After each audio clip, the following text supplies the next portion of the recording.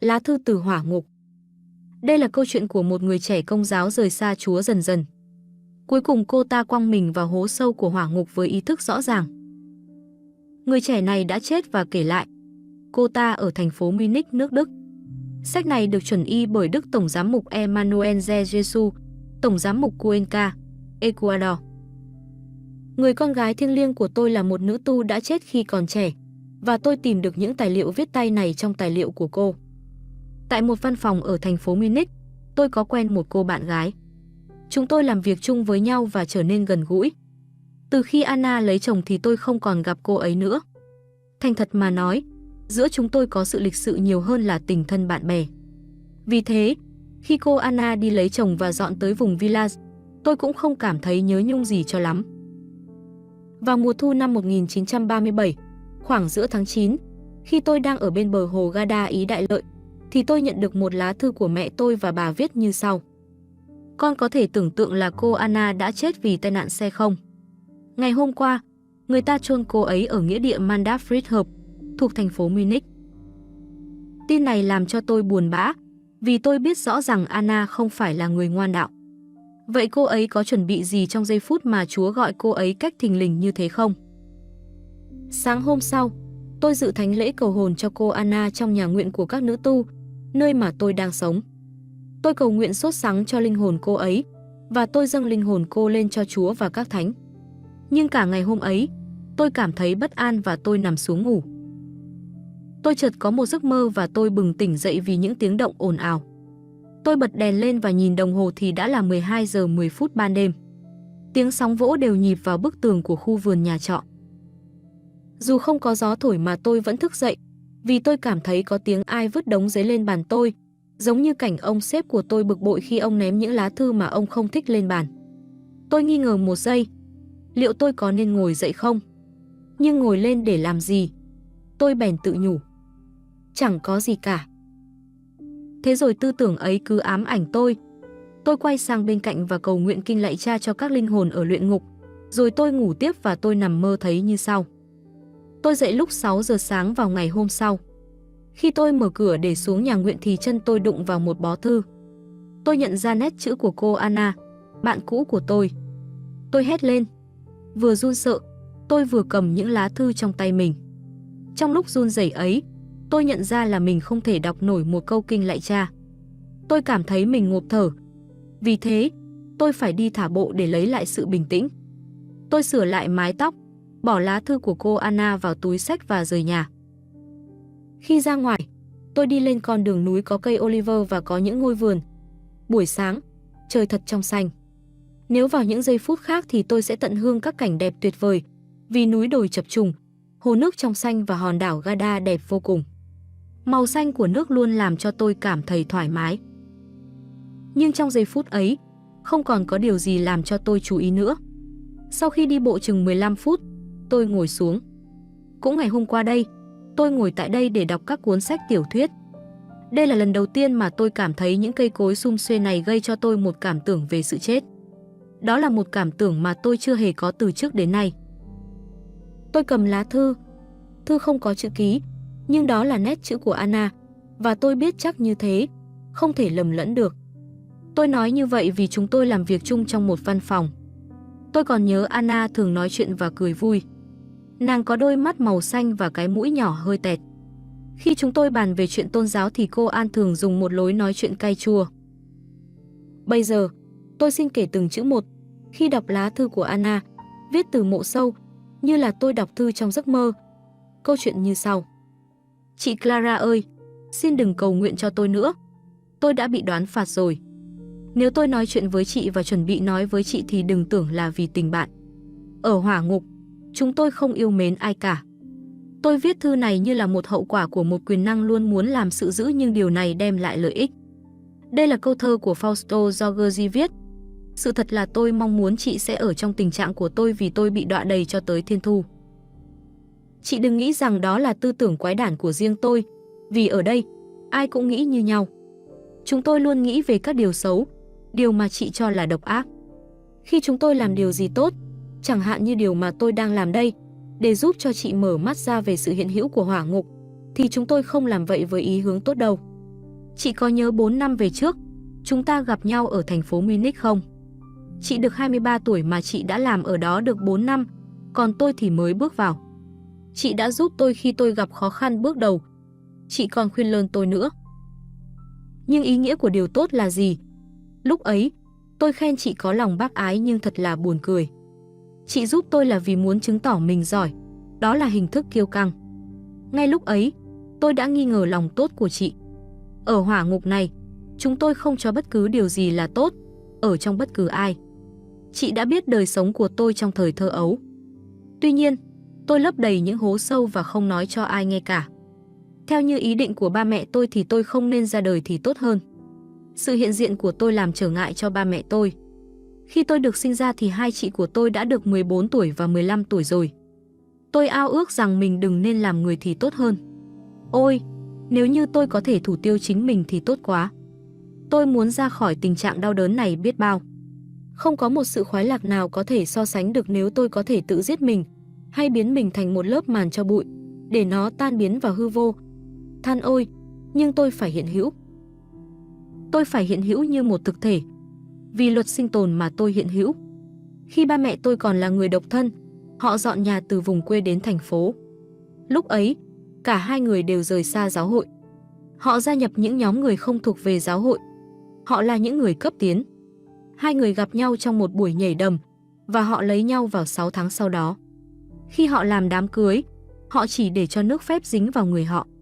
Điều này đủ cưỡng bách mẹ tôi đi lễ nhiều lần trong năm. Mẹ tôi không bao giờ dạy tôi cầu nguyện. Công việc hàng ngày làm cho mẹ tôi bận rộn.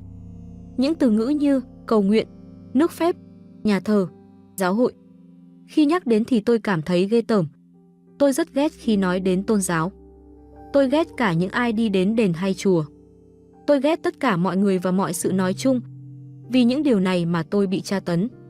Khi xong rồi, mọi kiến thức, ký ức của quá khứ như những ngọn lửa thiêu đốt tôi. Những ký ức cho tôi nhìn thấy mọi ơn phúc mà tôi đã bỏ phí. Chúng tôi bị hành hạ và tra tấn. Chúng tôi không ăn, không ngủ, không đi bằng chân. Bị xiềng xích trong tâm linh, chúng tôi nhìn về cuộc đời thất bại cũ với những tiếng rên la và nghiến răng. Hận thù, hành hạ. Chị có nghe được điều ấy không? Ở hỏa ngục này, chúng tôi uống hận thù như uống nước. Chúng tôi ghét nhau cay đắng, và chúng tôi ghét nhất là Chúa. Tôi muốn chị hiểu rằng, những kẻ được chúc phúc ở thiên đàng vì họ phải yêu mến Chúa. Họ chiêm ngưỡng Chúa mà không có tấm màn mỏng. Ngài rất đẹp và rạng ngời. Đó là điều làm cho họ có niềm vui không thể diễn tả nổi. Chúng tôi biết điều ấy, và vì biết như thế nên chúng tôi càng tức điên lên. Trên trái đất, con người biết Chúa qua lời cầu nguyện và qua những mặc khải. Họ có thể yêu mến Chúa mà không bị bắt buộc. Hãy nhớ và chú ý nhé. Các tín hữu Kitô giáo, tôi rất tức giận khi viết về họ, có thể suy niệm, suy gẫm Chúa Kitô nằm trên thánh giá vì yêu thương họ. Mặt khác, với những kẻ xem Chúa là hình phạt, là sự trả thù, như chúng tôi từng từ chối Ngài, thì cũng giống như sấm chớp. Những người như chúng tôi hận thù Ngài với tất cả sức nặng của những ý tưởng xấu xa. Ôi vĩnh cửu, có những kẻ chỉ muốn xa rời Chúa, chịu mất linh hồn, có những quyết định mà ngay cả bây giờ chúng tôi không đổi ý, hay không bao giờ đổi ý. Giờ đây, chị có hiểu rằng tại sao hỏa ngục là mãi mãi không?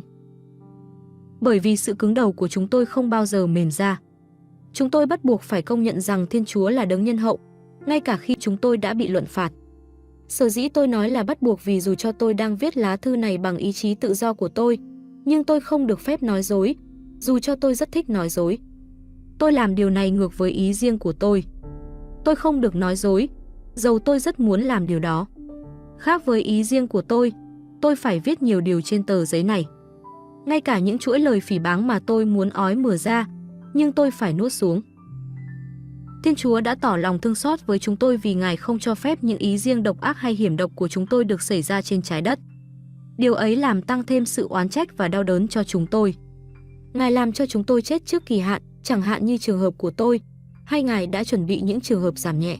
Ngay lúc này, Ngài tỏ lòng thương xót bằng cách không bắt buộc chúng tôi đến gần Ngài hơn, vì chúng tôi đang ở xa Ngài, trong hỏa ngục. Điều này giảm sự đau đớn. Những bước đến gần Ngài hơn sẽ làm cho tôi bị hành hạ, giống như chị bước đến gần lửa. Chắc có lẽ chị đã cảm thấy ghê tởm khi trong một buổi đi dạo chơi, tôi đã kể cho chị nghe điều mà ba tôi bảo tôi vài ngày trước khi tôi chịu lễ lần đầu. Anita, con hãy để ảo ảnh vào cái áo đầm đẹp của con hôm nay, vì mọi sự khác đều là thứ yếu. Tôi cảm thấy mắc cỡ khi nhận thấy chị có vẻ sợ hãi trước lời nói đó. Bây giờ thì tôi cười trước tư tưởng ấy. Chỉ có một sự hợp lý là họ cho chúng tôi rước lễ khi chúng tôi được 12 tuổi. Vào lứa tuổi ấy, tôi đã xông xáo vào các lạc thú của trần gian, đến nỗi tôi sẵn sàng vui lòng gạt tất cả những gì liên quan đến tôn giáo. Lúc ấy, tôi chẳng để ý gì đến tôn giáo và việc rước lễ. Bây giờ, điều làm cho chúng tôi tức giận là trẻ con được rước mình thánh chúa từ lúc 7 tuổi. Chúng tôi đã tìm mọi cách có thể làm để đánh lừa người ta, hay đặt các tư tưởng ấy vào đầu những đứa trẻ chưa có đủ trí thông minh. Chúng nó phải mắc tội trọng. Vì như thế thì Chúa không thể ảnh hưởng chúng nó với đức tin, đức cậy và rước mến. Tôi nhổ nước miếng vào những chữ này. Những đức tính này còn sống động trong trái tim đứa trẻ từ lúc nó rửa tội. Chị còn nhớ khi ở trần gian, tôi đã bảo vệ quan điểm ấy không? Tôi đã nhắc đến ba của tôi. Ông ấy luôn gây lộn với mẹ tôi. Tôi chỉ nhắc đến điều này một ít thôi vì tôi mắc cỡ lắm. Đó là điều đáng buồn cười khi tỏ ra mắc cỡ. Với chúng tôi ở nơi đây, mọi sự đều giống nhau. Ba mẹ tôi không ngủ chung một phòng. Tôi thường hay ngủ với mẹ của tôi. Ba tôi ngủ ở phòng bên cạnh, nơi mà ông ấy có thể ra vào thoải mái. Ông uống rượu nhiều lắm nên ông làm tiêu tan di sản của gia đình tôi. Hai chị tôi đi làm, vì họ nói họ cần tiền. Mẹ tôi cũng bắt đầu kiếm tiền. Trong năm cuối đời, ba tôi đánh mẹ tôi thường xuyên khi mẹ không cho ba tiền. Với tôi thì ba tôi luôn tỏ ra tử tế. Một ngày kia, tôi đã kể cho chị nghe và chị nổi giận với tôi. Ôi, sao mà chị hay giận quá đi thôi. Tôi đổi đôi giày lần thứ hai vì các loại giày ấy không hợp thời trang. Một đêm, ba tôi lên cơn bệnh. Có những điều xảy đến mà tôi không bao giờ muốn nói ra, bởi vì tôi sợ rằng người ta sẽ hiểu lầm và giải thích sai lạc. Nhưng hôm nay, chị sẽ được biết. Điều này cũng đáng cho tôi nhớ lại, bởi vì lần đầu tiên, tôi cảm thấy hối hận, và điều ấy cứ hành hạ tôi triền miên. Tôi đang ngủ với mẹ tôi trong phòng. Mẹ tôi ngủ rất say. Thình lình tôi nghe có một giọng nói gọi tên tôi. Giọng nói của ai đó hỏi tôi: điều gì sẽ xảy ra khi ba của con chết? Trong thâm tâm tôi không yêu mến ba tôi vì ông hay đánh đập mẹ tôi, và nói chung, tôi chẳng yêu ai cả. Tôi chỉ cảm thấy vui thích và tự hào khi người ta đối xử tốt với tôi. Tình yêu mà không bị vật chất lôi cuốn chỉ tồn tại trong những linh hồn nào có ơn Chúa mà thôi, và tôi không ở trong tình trạng được ơn Chúa như thế. Do đó, tôi trả lời câu hỏi bí mật ấy mà không kịp suy nghĩ xem câu hỏi ấy đến từ đâu. Ba à? Ba không chết đâu. Sau một hồi, tôi lại nghe tiếng nói ấy lần nữa, và tôi lại đáp một cách khó chịu. Ba không chết đâu. Lần thứ ba, tôi bị hỏi: điều gì xảy ra khi ba con chết? Trong giây phút ấy, tôi ghi lại trong trí tôi những ký ức xấu về hình ảnh người cha say sưa khi về đến nhà. Ông ấy la hét, đối xử tàn tệ với mẹ tôi, và đặt chúng tôi vào những tình trạng đáng thương trước mắt mọi người. Và tôi trả lời mà không do dự: nếu ba chết thì cứ để cho ông ấy chết. Sau đó là một sự im lặng. Tôi không còn nghe tiếng nói ấy nữa. Sáng hôm sau, khi mẹ tôi muốn vào phòng của ba tôi để dọn dẹp thì cánh cửa đóng. Đến trưa thì người ta phải phá cửa để vào phòng ba tôi. Ba tôi chết nằm trên giường, người ở trần. Khi uống bia, chắc ba tôi bị cảm lạnh. Chắc ba tôi cũng đã hấp hối rồi mới chết. Theo lời tác giả thì Chúa muốn tùy thuộc nơi người con gái xem cô ta có vui hưởng sự tử tế của ba cô không. Và Ngài có thể ban cho ông bố thêm thì giờ để hoán cải nếu cô ấy cầu nguyện cho ba. Chị nhớ không? Chị Mataka. Và chị luôn muốn tôi gia nhập vào nhóm trẻ công giáo. Nhưng tôi luôn luôn nói rằng lời hướng dẫn của người lãnh đạo có vẻ như lời giảng dạy của các linh mục. Những trò chơi của nhóm công giáo thật vui và chị cũng biết. Cuối cùng, tôi là người tổ chức của nhóm ấy. Đó là điều mà tôi thích. Tôi cũng thích các chuyến du lịch. Thỉnh thoảng, tôi cảm thấy mình cần có nhu cầu lãnh nhận bí tích giải tội và bí tích thánh thể. Nhưng tôi lại không thực hiện điều này vì tôi không cho là quan trọng. Tôi tự do suy nghĩ, ao ước và chuyện vãn. Có một lần, chị bảo tôi: Anna, nếu chị không cầu nguyện thì chị sẽ bị luận phạt. Thật sự, tôi đã cầu nguyện rất ít, mà lại miễn cưỡng cầu nguyện. Và chị đã nói đúng. Tất cả những ai bị đốt cháy trong hỏa ngục là vì họ không cầu nguyện, hay cầu nguyện không đủ. Lời cầu nguyện là bước đầu đến với Chúa. Tuy nhiên điều quan trọng và là yếu tố quyết định thì bị thiếu, đó là hãy cầu nguyện với mẹ Thiên Chúa, và tên của bà thì chúng tôi không bao giờ kêu lên. Những việc sùng kính mẹ làm cho ma quỷ mất đi nhiều linh hồn. Lẽ ra các linh hồn phạm tội nhiều thì sẽ rớt ngay vào nanh vuốt của ma quỷ. Tôi thật là tức giận vì tôi phải nói ra là cầu nguyện là điều dễ dàng nhất mà nhân loại có thể làm được trên trần gian, và điều này dễ vì Chúa là đấng cứu độ của mỗi người. Với những ai bền chí cầu nguyện với Chúa thì Ngài sẽ ban cho người ấy ánh sáng dồi dào. Và Ngài sẽ làm cho người ấy mạnh mẽ đến nỗi cho dù người ấy có tội lỗi cách mấy thì hắn vẫn có thể đứng dậy mãi mãi, ngay cả khi bùn đất che kín người ấy đến cổ. Trong ngày cuối cùng của đời sống tôi đã không cầu nguyện gì cả. Đáng lẽ ra tôi phải cầu nguyện. Tôi đã từ chối những ơn huệ nên không được ơn cứu rỗi. Ở hỏa ngục, tôi không còn được nhận một ân huệ nào nữa. Nhưng nếu được Chúa ban ơn lành thì chúng tôi cũng từ chối và nhạo báng Ngài. Sự do dự và thay đổi của nhân loại sẽ chấm dứt mãi mãi khi ở bên kia thế giới. Trên trần gian thì loài người còn có thể đi qua từ tình trạng tội lỗi đến tình trạng ân sủng. Ở tình trạng ân sủng, ta có thể té rớt vào tội lỗi. Đôi khi vì sự yếu đuối, cũng có khi vì sự quỷ quyệt của mình. Sự do dự và chao đảo nằm trong bản chất bất toàn của con người trên mặt đất và sẽ chấm dứt khi con người chết. Con người ra đi với sự bất toàn của mình. Sau nhiều năm, những sự chao đảo này tàn lụi với thời gian. Ngay khi chết, con người có thể đến gần Chúa hơn hoặc quay lưng lại với Chúa. Nhưng chắc chắn trước khi tắt thở, con người tự buộc mình phải quyết định sống tốt hay sống như tình trạng cũ, tức là tình trạng bê bối trước khi chết. Thói quen tốt hay xấu tạo nên bản chất con người khi họ đi vào vĩnh cửu. Điều này xảy ra cho tôi đã sống xa lìa Chúa. Khi Chúa cho tôi một cơ hội chót, thì tôi đã quyết định chống lại Ngài. Nguyên nhân sự hư hoại của tôi không phải là do tôi đã phạm tội nhiều lần, nhưng là vì tôi không muốn từ bỏ tật xấu. Chị đã khuyên tôi nhiều lần là nên lắng nghe những bài giảng và đọc những sách đạo đức. Lúc ấy, tôi luôn trả lời chị rằng tôi không có thì giờ. Vì lý do đó mà sự bất ổn của tôi gia tăng. Hơn nữa, tôi đã ở trong tình trạng thờ ơ, nguội lạnh. Khi tôi rút lui ra khỏi nhóm Công giáo thì cảm thấy mình thật khó lòng đi theo một con đường khác. Tôi cảm thấy không hạnh phúc nhưng hình như có một bức tường chặn lại, không cho tôi hoán cải. Lúc đó, chị không hề hiểu được sự khó khăn mà tôi đang đối diện nên chị bảo tôi: Anna, hãy vui lên mà đi xưng tội, như vậy mọi sự sẽ tốt lành. Tôi cũng biết điều ấy có thể xảy ra, nhưng thế gian, ma quỷ và xác thịt làm cho tôi rớt vào nanh vuốt của quỷ dữ. Tôi chưa bao giờ tin vào tầm ảnh hưởng của ma quỷ, nhưng bây giờ tôi biết rằng ma quỷ gây ảnh hưởng mạnh mẽ trên nhân loại, như hắn đã cám dỗ tôi. Có một điều có thể kéo tôi ra khỏi nanh vuốt của ma quỷ, đó chính là những lời cầu nguyện của những người khác và của tôi, cùng với các sự hy sinh và đau khổ. Cho dù có những việc đạo đức trên thì ảnh hưởng của ma quỷ vẫn xâm chiếm dần dần. Một số người có linh hồn và thể xác của ma quỷ, nhưng có những thân xác đang đi đứng mà lại có linh hồn của ma quỷ. Ma quỷ không thể lôi kéo ý muốn của những kẻ đầu hàng trước ảnh hưởng của hắn, nhưng để trừng phạt, Thiên Chúa cho phép những kẻ dữ này đánh phá họ. Tôi ghét ma quỷ, nhưng tôi thích chí khi thấy hắn cố gắng làm hại linh hồn của tất cả mọi người. Hắn và bè lũ của hắn, vốn là những kẻ đã sa ngã với hắn lúc ban đầu. Chúng nó rất đông đảo, có hàng triệu đứa. Chúng nó tiếp tục bay trên mặt đất, giống như đàn muỗi, mà bạn không hề biết được chúng. Còn chúng tôi, những kẻ bị kết án, không thể cám dỗ các bạn được. Sự thật là, nỗi đau đớn của chúng gia tăng mỗi khi chúng dắt một linh hồn con người vào hỏa ngục. Nhưng sự hận thù có thể làm được mọi sự mà.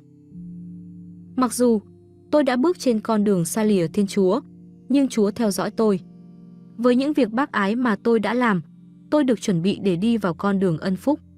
Chúa đã gọi tôi, thỉnh thoảng đến một ngôi đền thờ, và tôi cảm thấy nhớ nhung. Khi tôi giúp đỡ người mẹ bệnh tật của tôi sau khi đã phải làm việc trong văn phòng suốt ngày, thì tôi đã hy sinh lúc ấy. Tiếng gọi của Thiên Chúa mãnh liệt lắm. Trong một vài trường hợp, khi chị kêu gọi tôi đi thăm nhà nguyện của nhà thương vào buổi trưa, tôi cảm thấy tiếng gọi của ân phúc, và tôi chỉ còn một bước nữa là được ơn hoán cải. Tôi đã khóc và đã thay đổi, nhưng rồi các thú vui của trần thế lướt thắng cơ hội được nhận ân phúc, hạt lúa mì đã chết trong bụi gai. Vì tôi cứ lý luận rằng tôn giáo là vấn đề của tình cảm, nên tôi từ chối các cơ hội nhận ân phúc lần nữa, và nhiều lần khác nữa. Một ngày nọ, chị đến tìm tôi, và tôi đi với chị đến nhà tạm Chúa. Thay vì quỳ gối chào Chúa, tôi chỉ làm dấu qua loa. Chị không ngờ rằng tôi không còn tin vào sự hiện diện thật sự của Chúa Kitô trong bí tích thánh thể nơi bàn thánh. Giờ này thì tôi tin vào sự hiện diện của Ngài, nhưng dĩ nhiên là cách thức mà một người tin vào sự hiện hữu của một cơn giông bão đã ảnh hưởng đến cảm nghiệm của mình. Đồng thời, tôi chọn cho mình một tôn giáo khác. Tôi bắt chước những ý kiến của mọi người trong văn phòng, linh hồn sẽ cải tử hoàn sinh trong một thể xác khác, và linh hồn đó cứ tiếp tục con đường ấy trong cuộc sống lữ hành của mình. Với câu hỏi về một thế giới khác, đồng thời, niềm tin mới ấy trở nên vô hại cho tôi. Tại sao chị không nhắc nhở cho tôi dụ ngôn của người phú hộ và người nghèo tên Lazaro? Hay câu chuyện Chúa Kitô cho một tên trộm xuống hỏa ngục sau khi chết, và Ngài cho một tên trộm khác lên thiên đàng? Nhưng sau cùng, nếu chị có kể cho tôi nghe thì chắc gì tôi chịu hoán cải. Chị đã từng khuyên lơn như một linh mục dạy dỗ tôi mà. Dần dần tôi tự tạo một hình ảnh về Chúa cho riêng mình. Tôi cố gắng để Chúa xa xa và không thèm liên lạc với Ngài. Tôi sống theo đường lối thoải mái mà không cần phải thay đổi tôn giáo. Chúa của tôi không ban thiên đàng cho tôi, mà cũng chẳng có hỏa ngục để trừng phạt tôi. Ngài để tôi ở yên một mình. Tôi thờ phượng Ngài như sau. Điều gì tôi yêu thích thì tôi tin nó. Rồi với năm tháng qua đi, tôi thuyết phục chính mình về tôn giáo của mình là ta có thể sống với những gì mình ưa thích. Một điều đơn giản mà có thể phá hoại thứ tôn giáo của kẻ lữ hành là tôi, chẳng hạn như một sự đau khổ lớn lao và dài lâu, nhưng điều này không đến. Bây giờ chị có hiểu ý nghĩa của câu này không? Chúa trừng phạt và gửi thử thách đến những kẻ mà Ngài yêu thương. Trong một ngày vào tháng 6, trời mùa hè, khi nhóm Công giáo tổ chức đi hành hương ở Antetting, thuộc thành phố Bavaria, là nơi có đền thánh Đức Trinh Nữ Maria. Lẽ ra thì tôi đi chung với nhóm, nhưng tôi lại không thích những lời đồn thổi và những hình thức ngoan đạo, tức là các lời cầu nguyện và sự cung kính của khách hành hương. Tôi bị choáng ngợp bởi một hình ảnh khác với Đức Mẹ Maria, đó là sự xuất hiện của anh chàng đẹp trai Maximiliano N. Chúng tôi gặp nhau, tán tỉnh nhau và đi chơi với nhau. Hôm Chúa Nhật ấy, chàng rủ tôi đi chơi riêng. Anh chàng có một cô bồ làm việc trong bệnh viện, nhưng chàng nhận ra là tôi đang chú ý đến chàng. Lúc đó, tôi không hề có ý định lấy chàng làm chồng. Chàng giàu có và luôn tử tế với tất cả những cô gái trẻ. Đó là điều làm cho tôi giận điên lên. Tôi chỉ muốn chàng là của riêng một mình tôi thôi. Và tôi cũng muốn là người duy nhất của chàng, bởi vì tôi có một nhân dáng lịch sự. Chú thích của tác giả, điều này đúng. Cô Anna dù là không ngoan đạo, nhưng luôn lịch sự trong nhân cách. Điều này làm cho tôi cảm thấy hoảng sợ khi nghĩ rằng những người lịch lãm vẫn có thể rơi vào hỏa ngục nếu họ từ chối gặp gỡ Thiên Chúa. Trong ngày Chúa Nhật ấy, anh Mark để ý đến tôi vì chúng tôi không có những cuộc nói chuyện đạo đức như cách nói chuyện của chị. Ngày hôm sau, chị đến tìm tôi và hỏi tại sao tôi không đi hành hương với nhóm của chị. Tôi trả lời là tôi đi du dương với anh Mark. Chị lại hỏi, thế chị có đi dự lễ không? Tôi trả lời, chị có điên không? Làm sao mà tôi có thể đi dự lễ khi mà chúng tôi phải ra khỏi nhà lúc 6 giờ sáng kia chứ? Tôi còn nhớ rằng tôi đã nói chuyện một cách gay gắt với chị. Thiên Chúa nhân lành không suy nghĩ nhỏ mọn như chị đâu. Bây giờ, tôi phải thú nhận với chị rằng Thiên Chúa trong sự nhân hậu vô biên của Ngài, Ngài đòi hỏi nhiều hơn. Sau chuyến đi chơi với Mark, tôi đi xem cine, nhảy đầm và đi dạo chơi. Tôi bận rộn với các thú vui trần thế. Mark và tôi thường hay gây lộn, nhưng tôi luôn biết cách làm hòa với chàng. Tình địch của tôi trở nên điên tiết và hung hăng. Còn tôi thì tỏ ra im lặng, nên tôi đã gây được ấn tượng tốt nơi Mark. Cuối cùng, anh chàng thích tôi hơn cô kia. Tôi rất thành công khi làm cho cô ta trở nên đáng ghét trước mắt chàng, làm cho chàng lạnh lùng với cô ta. Bề ngoài, tôi tỏ vẻ tích cực, nhưng bên trong lòng tôi thì chứa đầy thuốc độc đáng nôn mửa. Tôi phải thú thật rằng cái tâm tình ấy chuẩn bị kỹ cho tôi vào hỏa ngục. Đó là một cách sống quỷ quyệt nếu nói theo ngôn ngữ loài người. Tại sao mà tôi lại kể cho chị nghe những điều này? Đó là để cho chị nhìn thấy và quan tâm bằng cách nào mà tôi rời xa Chúa vĩnh viễn. Tôi biết mình rất thân mật với Mark.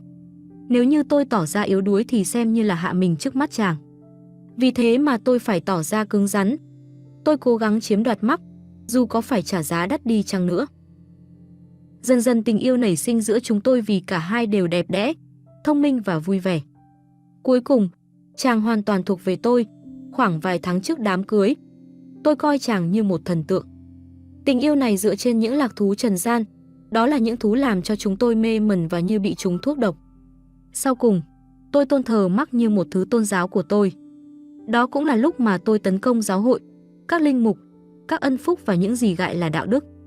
Chị đã cố gắng để bảo vệ những điều này, và chị đã không ngờ rằng tận cùng, sự cần thiết cho tôi là hãy trở về với lương tâm mình.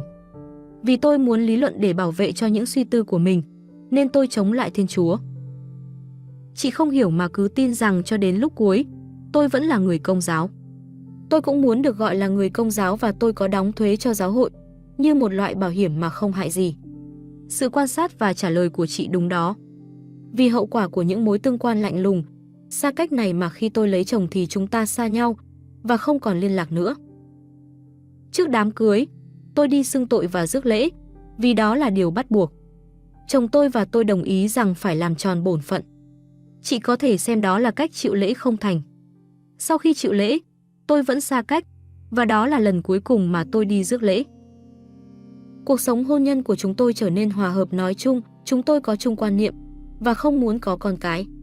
Khi chồng tôi muốn có một đứa con một cách tự nhiên thì cuối cùng, tôi có thể làm cho chàng quên đi ước muốn có con. Thay vì có con, tôi cảm thấy vui hơn khi có áo quần đẹp, đồ đạc tốt, các cuộc hội họp, lái xe đi chơi và đi du hí khắp nơi. Năm trước khi tôi chết thình lình, là năm vui thú vì mỗi ngày Chúa Nhật thì chúng tôi lái xe đi chơi hay đi thăm gia đình chồng tôi. Còn tôi thì cảm thấy mắc cỡ khi thăm mẹ tôi. Gia đình chồng tôi cũng có lối sống phóng túng, nhưng tôi phải công nhận một sự thật là tôi không bao giờ cảm thấy hạnh phúc trong nội tâm, dù rằng bên ngoài, tôi thường cười lớn. Một nỗi buồn vẩn vơ thường xuyên gặm nhấm trái tim tôi. Tôi nghĩ mọi sự sẽ chấm dứt khi mình chết. Tôi nhớ lại một bài giảng mà tôi nghe được khi còn là một cô gái nhỏ. Thiên Chúa luôn thưởng công cho những ai làm điều tốt. Và nếu Ngài không thưởng cho người ấy ở đời sau thì Ngài thưởng cho người ấy khi còn sống trên trái đất. Thật thế, bỗng nhiên, tôi nhận được một phần gia tài của dì tôi là Isabel. Đồng thời, ở sở chồng tôi, người ta tăng lương cho anh ấy. Lúc đó, tôi nghĩ ơn lành là có một căn nhà mới. Chúng tôi ngày càng rời xa Thiên Chúa. Chúng tôi sống trong các khách sạn với ly cà phê, mà không đến với Chúa. Hầu như ai cũng sống như chúng tôi, từ ngoài vào trong, chứ không từ trong ra ngoài. Nếu trong các chuyến du lịch, chúng tôi có đi thăm các ngôi thánh đường thì là để chiêm ngắm các bức họa phẩm tuyệt tác mà thôi. Lắm lúc tôi cảm thấy bực mình vì có những hướng dẫn viên không có kinh nghiệm, hay vì họ lợi dụng du khách để bán hàng hóa, như bán rượu chẳng hạn. Lẽ ra họ chỉ làm các nhiệm vụ thánh thiện, chứ không nên tìm cơ hội kiếm tiền. Bằng cách sống ấy, tôi từ chối Chúa, từ chối các ân huệ mà Chúa ban cho trong trái tim tôi. Một điều làm cho tôi ngột ngạt là những tấm tranh có cảnh hỏa ngục mà người ta đã vẽ từ nơi nghĩa địa và ở các nơi khác, trong thời Trung Cổ. Trong các bức tranh ấy, ma quỷ nướng linh hồn trong các lò nướng có lửa màu đỏ sáng ngời, hay có những con quỷ đuôi dài đưa các nạn nhân mời đến. Ôi, chị Clara ơi, những bức tranh vẽ về hỏa ngục có thể bị nhầm lẫn, nhưng không bao giờ nói cách quá đáng cả. Tôi thường hay có những ảo ảnh về lửa hỏa ngục. Có một lần, tôi còn nhớ rất rõ, tôi đùa giỡn dí mũi chị vào lửa diêm. Tôi hỏi chị, lửa hỏa ngục có mùi khét như vậy không? Nhưng chị nhanh nhẹn dập tắt ngay. Ở nơi đây, không ai có thể dập tắt lửa hỏa ngục được. Chị hãy lắng nghe lời tôi nói đây. Lửa được nói đến trong phúc âm không có nghĩa là người ta hối hận. Lửa mà được gọi là lửa, thì chúng ta phải hiểu rõ từng chữ mà Chúa đã phán rằng: hãy rời xa khỏi ta, kẻ bị nguyền rủa, mà vào lửa đời đời. Chị sẽ hỏi tôi rằng làm sao mà một linh hồn bị lửa đụng đến được. Tôi trả lời chị: khi ở trên trái đất, chị bỏ tay mình vào ngọn lửa, thì tại sao một linh hồn lại chịu đau khổ? Linh hồn làm sao có thể bị đốt cháy được? Tuy nhiên, toàn vẹn con người ấy cảm thấy mình bị tra tấn và hành hạ. Cũng như vậy, chúng tôi ở hỏa ngục bị rớt vào lửa với bản chất và khả năng của mình. Linh hồn chúng tôi mất mát vì chúng tôi không thể nghĩ những gì mà chúng tôi muốn. Xin chị đừng đọc những dòng chữ này cách qua loa hay lạnh lùng, bởi vì thứ lửa này không có ý nghĩa gì với chị. Nhưng với tôi, nó đốt cháy tôi mà không làm cho tôi bị tiêu diệt. Nỗi đau đớn lớn lao nhất của tôi là hiểu biết rõ rằng tôi không bao giờ được nhìn thấy Chúa. Ở hỏa ngục, điều này hành hạ chúng tôi nhiều, nhưng khi còn ở trần gian, chúng tôi không cảm thấy đau đớn gì. Khi một con dao nằm trên bàn thì nó không có gì khác biệt. Ai cũng thấy lưỡi dao nhưng lưỡi dao không cắt tay ai. Nhưng nếu con dao đâm thấu vào thể xác thì chúng ta phải hét lên vì đau đớn. Giờ đây, tôi cảm thấy mình hoàn toàn mất Thiên Chúa. Trước đó, tôi chỉ có khái niệm về sự kiện này thôi. Trong hỏa ngục, các linh hồn đau đớn với mức độ khác nhau. Nếu ai có lòng hiểm độc và biết rõ tội mình mà vẫn phạm tội thì bị trừng phạt nhiều hơn và cảm nhận sự mất Chúa lớn lao hơn. Hắn bị hành hạ nhiều hơn. Những linh hồn vốn là người Công giáo thì đau khổ hơn những linh hồn thuộc về tôn giáo khác. Vì họ nhận được nhiều ánh sáng và ân sủng lớn lao hơn, nhưng họ khinh thường. Những linh hồn càng hiểu biết nhiều thì càng đau đớn triền miên hơn những linh hồn biết ít. Những linh hồn độc ác thì bị thống khổ hơn những kẻ phạm tội vì sự yếu đuối. Nhưng không một ai chịu đau đớn nhiều hơn những gì họ đáng chịu. Tôi ước gì điều này không phải là sự thật, thì tôi có một lý do để ghét. Có lần chị bảo tôi rằng không ai phải xuống hỏa ngục mà không biết. Đó là mặc khải được tiết lộ cho một vị thánh. Tôi đã cười trước lời chị nói. Tuy nhiên, bây giờ tôi phải xác nhận điều đó. Trong thâm tâm, tôi nói, nếu điều này là sự thật, thì khi giờ chết đến, tôi sẽ thay đổi. Sự thật là trong khi chết cách thình lình, tôi không biết hỏa ngục là một thực tại. Không ai biết được, nhưng tôi hiểu thật rõ và tôi lập lại một mình. Nếu khi mình chết, mình sẽ đi tới một thế giới khác như một mũi tên bắn vào Chúa. Mình sẽ đền tội vì những hậu quả của việc mình làm. Dù biết thế nhưng tôi hề không thay đổi. Như tôi đã nói từ trước, tôi không thay đổi mà vẫn giữ tật xấu. Điều này thường xảy ra với nhân loại, nhất là những người già, và ai cũng hành động như thế cả. Cái chết của tôi xảy ra như sau. Một tuần trước đây, tôi phải nói theo kiểu đo lường thời gian, bởi vì với sự đau khổ thì dù mới có một tuần mà tôi có cảm tưởng như tôi bị đốt trong lửa hỏa ngục cả 10 năm rồi. Vâng, chỉ một tuần trước đây, chồng tôi và tôi đi chơi vào ngày Chúa Nhật. Đó là ngày cuối cùng của đời sống tôi. Hôm ấy có buổi bình minh rực rỡ. Tôi cảm thấy mạnh khỏe và vui vẻ trong suốt ngày. Khi trở về, chồng tôi bỗng nhiên bị lòa mắt vì ánh đèn của chiếc xe chạy ngược chiếu và anh ấy lạc tay lái. Tôi chỉ kịp la lên một tiếng Giêsu, nói chạy ra một chút, không phải là lời cầu nguyện, mà là một tiếng hét. Một nỗi đau đớn đến xuyên thấu người tôi, và tôi mất hết cảm giác. Thật là kỳ lạ. Sáng hôm ấy, tôi không hiểu làm cách nào để diễn tả. Tôi có một tư tưởng trong đầu như sau. Con vẫn còn có thì giờ để dự thánh lễ một lần nữa. Nhưng tôi trả lời, không. Thật rõ ràng và chắc nịch. Tôi tiếp tục nghĩ. Nếu cần, những điều này nên chấm dứt. Hãy để cho tôi chịu các hậu quả của việc tôi làm. Ngày nay, tôi phải chịu sự đau đớn đời đời. Điều gì xảy ra sau khi tôi chết? Chị sẽ tìm biết được. Về số phận của chồng tôi, của mẹ tôi, điều gì xảy ra với cái tử thi của tôi, tang lễ, tất cả những gì xảy ra thì tôi được biết với các chi tiết khi tôi vào hỏa ngục. Còn những sự khác xảy ra trên trái đất thì chúng tôi không biết rõ. Hôm nay, tôi đang nhìn thấy chị đang ở đâu. Trong giây phút tắt thở, bỗng dưng tôi tỉnh lại và ra khỏi bóng tối, và tôi thấy mình được bao bọc bởi một luồng ánh sáng huy hoàng, sống động, ngay tại nơi mà tử thi của tôi nằm. Sự kiện này xảy ra như trong rạp hát, bất chợt, đèn trong phòng tắt ngúm, tấm màn kéo lên và tôi không tưởng tượng được khi thấy các cảnh tượng xuất hiện. Đó là những hình ảnh của cuộc đời tôi. Giống như một tấm gương, linh hồn tôi được xem thấy những gì mình đã làm, từ khi còn trẻ cho đến khi chết. Tôi nói không trước nhan Chúa.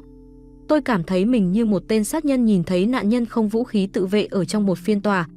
Liệu tôi có hối cải không? Không bao giờ. Tôi không thể chịu đựng nổi một cảnh tượng như thế trong đôi mắt của Chúa, đấng mà tôi lìa bỏ. Vì thế, tôi chỉ còn một con đường là chạy trốn thôi. Đó là cách chạy trốn của Cain xa khỏi tử thi của Abel. Đó là một con đường làm cho linh hồn tôi cảm thấy hoảng kinh, tình trạng xấu xa của linh hồn tôi. Đó là tòa phán xét. Rồi có tiếng nói của Chúa Giêsu vô hình. Hãy tránh xa khỏi ta. Ngay lập tức, linh hồn tôi như bóng tối, đi vào lửa hỏa ngục đời đời. Lá thư của chị Anna chấm dứt, và chị đã viết lá thư ấy từ hỏa ngục. Chữ cuối cùng rất khó đọc vì nó nguệch ngoạc, và lá thư nằm trong tay của tôi như bụi tro tàn. Đột nhiên tôi nghe tiếng chuông báo thức. Tôi giật mình thức dậy và thấy mình còn nằm trên giường. Ánh sáng màu đỏ của mặt trời xuyên qua cửa sổ. Giáo xứ bên cạnh đang đọc kinh truyền tin. Có thật không? Có phải đó là một giấc mơ không? Chưa bao giờ như lúc ấy, tôi cảm nghiệm được lời chào kỳ quái của Anna. Tôi đọc 3 kinh kính mừng một cách chậm rãi.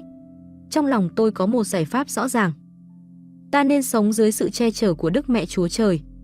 Ta nên tôn vinh mẹ Maria với lòng sùng kính. Nếu như ta không muốn mình bị xui xẻo như một linh hồn sẽ không bao giờ thấy Chúa. Tôi vẫn còn run sợ bởi giấc mơ của cái đêm kinh khủng ấy. Tôi ngồi dậy, mặc quần áo cách vội vàng và đi xuống nhà nguyện. Tim tôi dập thình thịch và khuôn mặt tôi còn lộ vẻ luống cuống và bất an. Những người ở trọ khác đang quỳ bên cạnh tôi, họ bối rối nhìn tôi.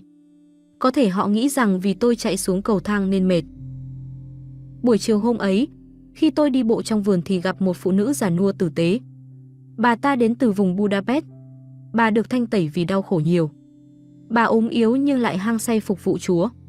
Bà có vẻ tinh tế về phần thiêng liêng. Bà mỉm cười bảo tôi: "Này cô ơi, Chúa Giêsu không thích chúng ta phục vụ Ngài một cách vội vã đâu nhé." Nhưng khi bà cảm thấy tôi bị rung động về một điều gì đó, bà nói thêm một cách nhẹ nhàng: "Cô có biết câu chuyện về Thánh Teresa không? Hãy nghe đây. Đừng để điều gì làm phiền bạn. Đừng để điều gì làm cho bạn sợ hãi. Hãy kiên nhẫn và chiến thắng tất cả. Mọi sự qua đi, nhưng Chúa không thay đổi. Những ai có Chúa thì không thiếu gì cả. Một mình Chúa đủ lấp đầy tất cả." Trong lúc bà ta lặp lại những lời thơ này thì dường như tôi đọc được trong linh hồn mình. Một mình Chúa đủ lấp đầy tất cả. Vâng, một mình Chúa là đủ cho tôi rồi, ở đây và ở trên kia. Tôi muốn thuộc về Chúa một ngày nào đó, cho dù tôi cần phải làm nhiều việc hy sinh cần thiết, bởi vì tôi không muốn đi xuống hỏa ngục. Đến đây chấm dứt bản viết tay của một người nữ tu trẻ tuổi.